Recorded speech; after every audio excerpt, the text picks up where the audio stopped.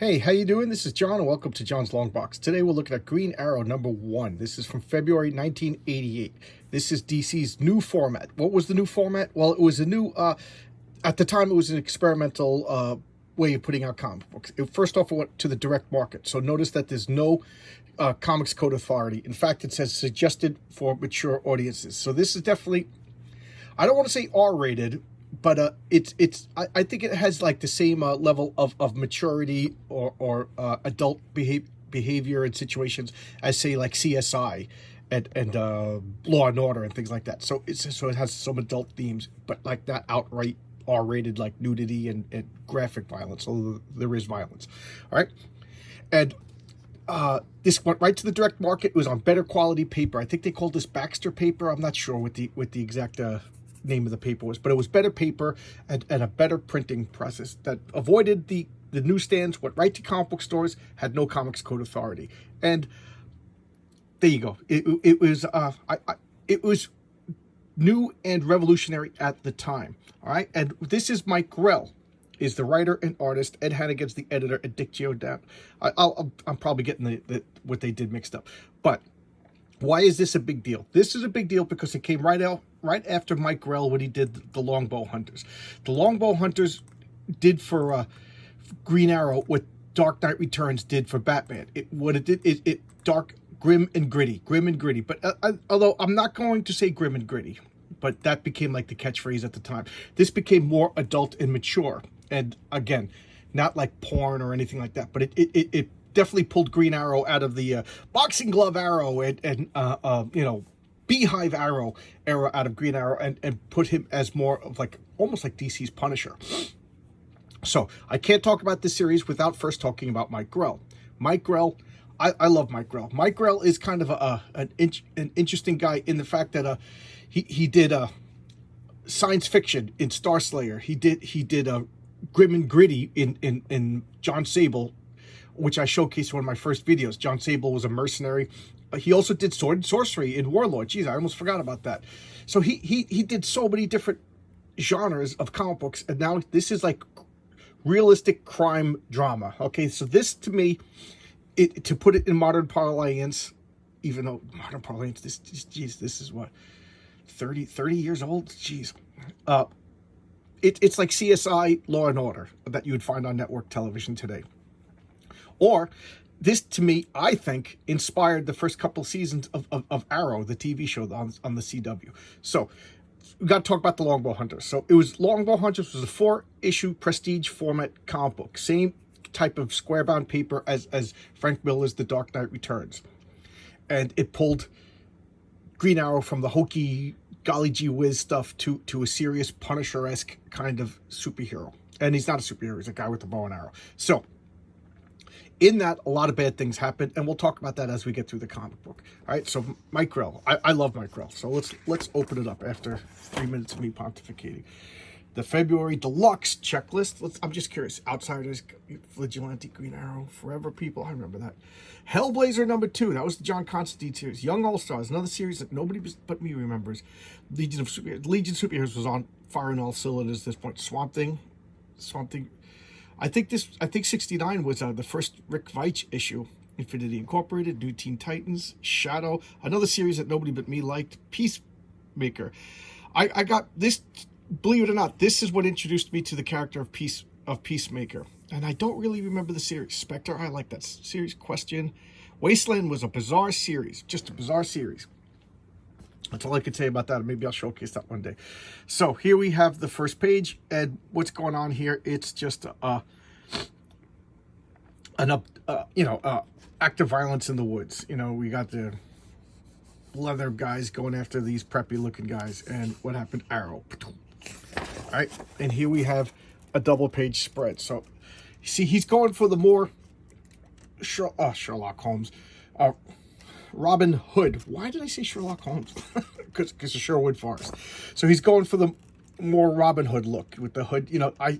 That looks like right out of D&D, right? That was everybody's Ranger character that they made up when they were in 6th grade. I love it. And here we got the 80s punks looking guys. And he's going to save the people from getting mugged. So let's look at the credits. Oh, written by Mike Grell, illustrated by Ed Hannigan and Dick Giordano. You see how memory plays a funny trick on me? Mike Grell is doing the covers, but he's not doing the interior art. So in my memory, it was Mike Grell doing the artwork, but that's how memory is. Lettered by John Costanza, colored by Julia Lacromet, and edited by Mike Gold. So they're making fun of him. Out of my way, Peter Pan. It looks more like Tinkerbell. So now he's just shooting everything. He shoots the club out of their hand, and the people run away. And he's like, "You don't want to fight me." So boom. So not only is he, this is like a necessity, if you ask me. If you want to be a bow and arrow superhero, you have to be a badass with the regular weapons too. Because what are you gonna do? Keep in mind, Mike Grell is doing away with all the trick arrows. The old Green Arrow, a few years ago, would shoot a boxing glove arrow, a force field arrow, a gas arrow, or whatever. But he wants this series to be more realistic, more grounded in. He even took him out of, I forget, what was he in, Center City, and or Star City. I forget what city Green Arrow is. So now this is in Seattle. So this is Seattle, Washington. Everything about this is supposed to be realistic. So now he's just beating the crap out of him with hand-to-hand weapons. And he goes, "Thanks for the exercise, boys. I was beginning to think I needed to join a health club." You know, ta-da-da-da-da-da. So classic, open up. You see that establish that the hero means business. Establish the hero is a badass. So look, you know, realistic. Everybody's in a regular time. So what's going on now? This story, like I said, it's got like a realistic story. So this is a cop. He's a good guy, Lieutenant Cameron, and he's upset because a guy he put away years ago is getting a retrial because of he is whatever. There's a successful plea to get him a retrial, and what did he do? He like abducted and abused little girls, and this was one of the little girls. She was 10 years old at the time. She's an adult now, and she's a psychiatrist, and I forget her name, Dr. Annie Green, and he's calling her up like, "You're gonna get called to go to the witness stand again. Are you okay with this? Because if you don't testify, you know, it's going to be declared a mistrial, and then this guy's going to walk free." And she's just like, "Yeah, I'm an adult now. You know, what happened was in the past. I'll do my due diligence. I'll do what I need to do for us society." She's a good guy. He's a good guy. I like that. But she's also a little worried. She doesn't want to face this guy. She put that garbage out of her life. You know, would you want to revisit like traumas? And again, this just goes to show you that we're dealing with realistic situations. Realistic. This to me, you could have taken out Green Arrow and inserted John Sable. This, if you like this, then you would have liked John Sable, mercenary guy. So this is Sherwood Florist. This is his business, and it looks like a castle. So they're going full on Robin Hood. This is Diana Lance, Black Canary. It's funny because people kind of forget this these days, but she has black hair and she wears a blonde wig as part of her superhero disguise. So now in the Longbow Hunters, she was captured and abused. She was tortured, and you know, draw your own conclusions. She was tortured and abused really badly to the point where she can't get intimate with poor old Oliver Queen right now because of the past traumatic thing. And she was tortured so bad she actually lost her superpowers, and that didn't come back until Birds of Prey when she was tossed into a Lazarus pit years later. So she's just one of the world's greatest martial artists, but she's also recovering from some post-traumatic stress disorder, you know. And Oliver's being a supportive, not spouse, they're not married, but boyfriend, you know. And you know, she wants to get intimate with him, but she can't because she's dealing with business. And he's just like, "Okay, honey, whatever you need to do." He's like, "How about we just take a bath?" You know, he's Oliver. He's a hound dog. He's always trying to get some loving on the run, and not on the run, but you know what I'm talking about. And she's like all willing to do this because he's being so sweet, but at the last minute she backs out, and he's just like, "Honey, I think it's time we get some serious help." Okay, so he's not like yelling at her. He's being supportive. He's a good guy. And now all the details of these trial going on, you know, I'm not going to read everything, you know. I realize I read too much of the comic book sometimes. You know, I shouldn't be doing that. I'm just, again, I'm not trying to review every comic. I'm just trying to showcase the comics, just show you the comic books, and you decide whether you like it or not. I don't consider what I do reviewing, because for the most part I only showcase comic books that I like. Very few times that I showcase comics that I don't like, and I don't like doing that. I don't like showcasing comics that I don't like for two reasons. I like comic books. I want to have fun. Second off, there's too much negativity in the comic book world. So why focus on bad stuff? And I don't know. I'm not out to hurt anybody's feelings. So, I don't consider myself a reviewer. I just consider myself like if you were to come over to my house and we would talk about comic books, I would take this out and talk about this with you. I wouldn't review it for you. We would open up the pages and talk about panels and stuff like that. That's what I'm trying to do. Anyway, I digress because I'm a crazy person. So again, I'm not going to read everything, but I do like the realistic artwork. And this is like a weird time. I think like this is like a merging of two eras, the old school and the new school, and they're kind of meeting in this comic book, if you ask me. And how do I do it? Because look at this artwork, look at this page. First off, the writing is very serious, the topic matter is very serious. The art is like regular. I don't want to say regular is a bad word, but like realistic. This could be an area of view of a real neighborhood, but then the coloring is old school. Like the coloring process didn't catch up with this. This is just old school, various shades of things, because it's nighttime. This is pre-computer comic book color. And I think, like, look at this panel. That is such old school panel to the coloring, to the point I don't really like it. It could have used a little bit more. As much as I'm an advocate for old school coloring, I still have to admit that this panel needed a little bit more. All right. So they're talking about the media circus that's going on with this guy. And this panel, you read it like this page, you read it like this. And this is why my sister doesn't like comic books, because she's just, whenever she read comics to her kids, it's like this. So this page would have confused her. Not that she would be reading this comic to her little girls, God forbid. So what they're doing, Oliver and Diana are going to counseling, and as coincidences have it, they're going to Annie Green, the woman who now has to retestify against her abuser. And Diana's talking about everything that happened to her. Look at this horrible, and she got tortured so bad. Oliver came in, he's in his old costume here and saves her. And because of this defining event in both of their lives, they kind of quit the Justice League. They kind of quit all the superhero stuff and flashy costumes, and they're going for more realistic. They're both dealing with this trauma. Granted, Diana had it worse than Ollie. There's no way. What happened? He was a bad man. Oliver made him go away. So Oliver, that's another thing. Even though he's in the Justice League, even though he's Mr. Superhero, in the Longbow Hunters, he was using regular bows and arrows, and he was killing fools. The only way to describe it, he was killing people. He's shooting them with arrows. Okay, that's why I always thought, like, arrows to me, I think, are more deadly than bullets. I don't know. You get shot with an arrow, you're bleeding out. You get shot with a bullet, you could live. I don't know. Am I wrong? I don't know. I don't know. Maybe I'm talking out of my butt. So they're talking about everything, and she suggests that Oliver come by himself a few times because he's got to deal with, like, she's totally being honest. She suggested the therapy. She understands everything that she's talking about. But she feels that Oliver is not being totally open because he needs to talk about the fact that he's killing people.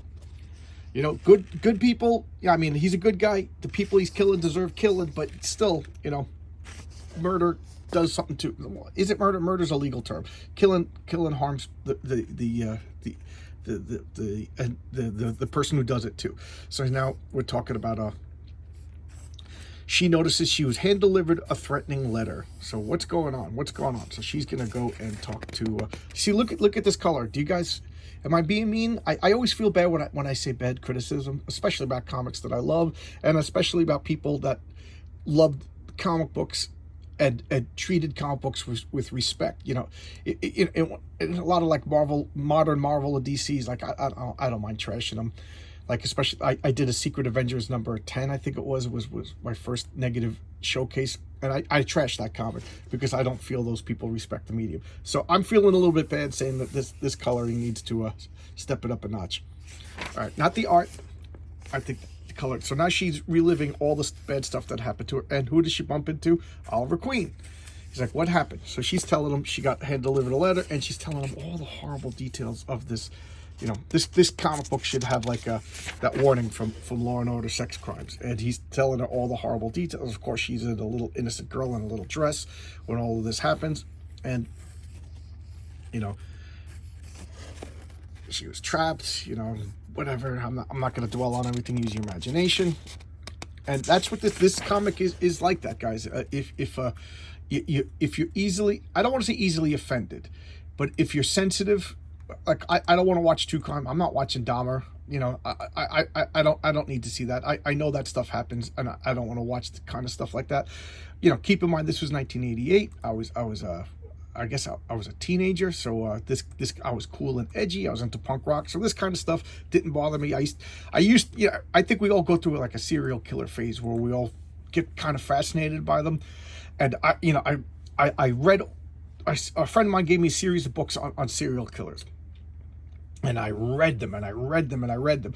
But then when I got to the Son of Sam, I don't know what happened, but I was reading a biography of the son, and it scared me so much. I never finished the book, and I think it was like a 4 or 5 month fascination with serial killers, and I was done. It just scared me so much. And I'll watch horror movies. I'll watch, I kind of laughed. I went through a thing last year. I got my big old TV. Here's my big old TV. I got my big old TV, and it was right around Halloween last year. So I said, I'm gonna sit down. I'm gonna make some popcorn, and I'm gonna watch Friday the 13th movies, because my older brother and I, every year, whenever Friday the 13th movie would come out, we were there opening night. He was my older brother. I was the little brother, and his girlfriend or whatever. We'd go watch. It became like our thing. And I remember screaming and having so much fun and yelling and whatever. And now I watched them and I laughed my ass off. They were funny. They were stupid, whatever. That don't bother me. This kind of stuff bothers me. Stuff about real people. So Jeffrey Dahmer, I ain't watching that. That scares me. Real stuff that can happen. Not slasher films, not jump scares, not a slasher who gets electrocuted and burns up and still comes back to life and kills people. The Exorcist, stuff like that. That don't scare me. There ain't no demons killing people and whatever. But real, like the Hitcher kind of scares me, because that could really happen. The inner inhumanity of man to fellow man scares me more than fantasy stuff. Anyway, so I think this came out during my like little infatuation with serial killers. So and I think it was a good comic. I don't know if I would want this today, because the world is kind of crazy right now, and I want some escapism. And I don't know, to me the Punisher is fine, but Green Arrow was in the Justice League. You know what I mean? If you're in the Justice League and you're shooting even bad guys in the back with an arrow, then that's not Justice League material. Call me crazy. But so now he's going out stalking, and so anyway, I jumped ahead. So he's fine. He finds the guy that delivered the letter. He goes to shoot him, and he misses. Dun dun dun. Actually, he shoots, and he misses on purpose to scare the guy. So now the cops are like, "What are you doing, you freak? Why are you hanging out in the woods stalking this woman?" The police are watching Dr. Green. Why? Because they know that she's integral to the retrial. They know she's gotten a threatening letter. So, and again, Lieutenant Cameron, this is establishing a friendship between them. This becomes like a James Gordon, Batman kind of relationship throughout the series. And this is the beginning. Of course, this is just a freak in the woods with a bow and arrow. Like, the cops are after him, And one thing I do like is Mike Grell was like, we're going to make it as realistic as possible. So he doesn't pull out a Justice League card, with super duper deluxe emergency clearance and shoo the cops away. He talks his way out of it. He establishes who he is. Like, it's almost like you have to pretend there is no Superman, Batman, and Justice League in this world. It's a little quasi nebulous, little freaky deaky part of the DC universe. So now Diana Lance is helping her out. Again, you got one of the foremost world martial arts experts hanging out with you. He's in the tree. He sees a guy pulling out a gun. He shoots him right in the heart. The guy drops, and he goes over, and the arrow is broken with no blood. So what does that mean? This guy's wearing body armor. Okay, it's going to be a hell of a night. Concluded next month. Excellent comic. Stakes. Let's look at the ad. Okay, the ads. I always like to look at the letters pages to see if there's any names of people that I recognize, or even letters for myself that I may have forgotten. I got a few letters from her. Cinder and Ash. I don't think I have this. I don't think I have this. I gotta look to see if I have this. Okay, and some Batman Son of the Demon. I remember this. Man of Steel trade paperback. The Greatest Superman hardcover. All right, D&D. Look at that. Forgotten Realms campaign set. I don't have that. I don't have that. But this is right when I was, oh my God, was I playing Dungeons & Dragons at this point? And this, I was I think, yeah, this was my first semester of college, and I started up a D&D group, and we were really into it at this point. Oh my God, well, we were really into it. All right, so there you go. That's Green Arrow, the Longbow Hunters. It's the follow-up to the Longbow Hunters, and I think this lasted like 150 issues. This is the series that introduced Connor Hawke as the Green Arrow. You know, this was a big deal. This was Green Arrow for like the 90s. This series, it started right here. Good series. I recommend this. I don't know if it's collected in trades. I don't know that. I just know that this was a really good series. This was my Green Arrow. You know, I always liked Hawkeye better than Green Arrow. You know, you can't help but compare the two. Because Hawkeye, to me, you know, he did have gadgets and everything, but Hawkeye was, first off, I don't know what it is, but if you're a bow and arrow superhero, I guess part of being a bow and arrow superhero is you got to be brash and impulsive. I mean, why else would you join a team with Thor and Superman, and all you do is shoot arrows? So you got to be like an extrovert, high charisma, you know, brash guy. And I love that kind of type in a superhero. And then, I don't know, I like the idea of like a self-made guy. He trained himself to become the best. You know, you can't train yourself to become Thor. You can't train yourself to become Superman. But you can train yourself, like Gina Davis. She got to a car accident and got damaged. And part of her therapy was Gina Davis, the actress. Part of her thing, she started training in bow and arrow to the point where she's an Olympian. She was in the Olympics. She didn't win, but geez, she made it to the Olympics as an archer, all because of you know, recovering from an accident. That to me is inspiring. I think that's pretty damn cool. So that I like that. I like the self-made guy. I kind of don't like the idea of you could never achieve something. Like, you know, I know I'll never be a NFL quarterback, but I can play football and I could train myself to become a quarterback. You know, the only so I could become a quarterback, you know, in a league that I create, or I could join a local league. I could join an old timers league. You know, there's ways I could become but if I was born in the Harry Potter world, I can't become a wizard unless I have some magical blood. You know what I mean? So through no circumstances of my own, I'm a wizard or I'm not a wizard in Harry Potter, and I don't like that. And, you know, so there's something to be said about superheroes who were not born into superheroes, say like Thor or Superman, you know, who want to become one, so they become like Blue Beetle, Ted Kord, you know, or Oliver Queen, Green Arrow. So there you go. All right, now I'm rambling, so I'll cut it short. I'll see you guys tomorrow with another video. Remember, my live chat is going to be the 16th at 7:30 p.m. Eastern Standard Time, and we'll talk then. Bring some questions, bring some topics, because I don't know what to do. I'm kind of nervous about it. Should be fun. I'm going to do another test video just to make sure that wasn't a fluke, that it is actually working, because I don't want to, you know, embarrass myself. All right, so I'll see you guys tomorrow. And please, guys, recommend some comics. You know, everybody kind of stopped recommending comics, so now I'm, you know, agonizing over which comics to showcase. You know, it'll be fun. If I have it, I will showcase it. All right, I'll see you tomorrow. Bye-bye.